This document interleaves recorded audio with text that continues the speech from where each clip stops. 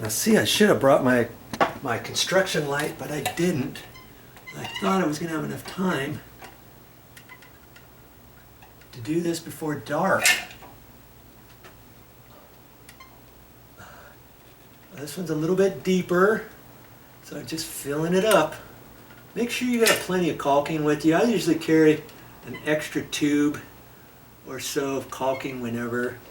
I'd hate to not have enough and be short like right there. Then I have to come back here tomorrow, go back to the store. Wipe that on there. My hand the same angle. Okay. Looks pretty good. Hit that little bit right there. Okay. I'm gonna leave my caulk gun ready.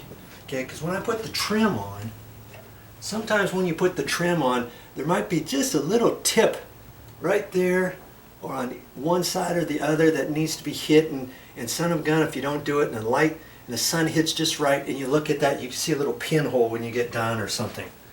Okay, check that out before you put your trim on, or after you put your trim on. You know, as a matter of fact, it's almost dinner, and I'm going to end up going to Star Noodle too with a friend, and I'll probably see Steve there with his wife and friends. Okay, so I'm going to come back here tonight, and I can do that because I've got my construction light, and I'll finish this up because I've got a few things I want to show you about that. It's not just a matter of putting the trim on and calling it good, because I've got to get the extension cord down there, and you see where the cord is? The cord's going to come down this way, but the plug's way over here. Now how are you going to do it? You're going to have all the cord dangling here and run it over here. I'll show you a really good trick on what to do if your cord is coming out on the right and your plug's on the left, or even if your plug is on the right without having all this stuff hang. Because if you will recall, look at this, look how long this is.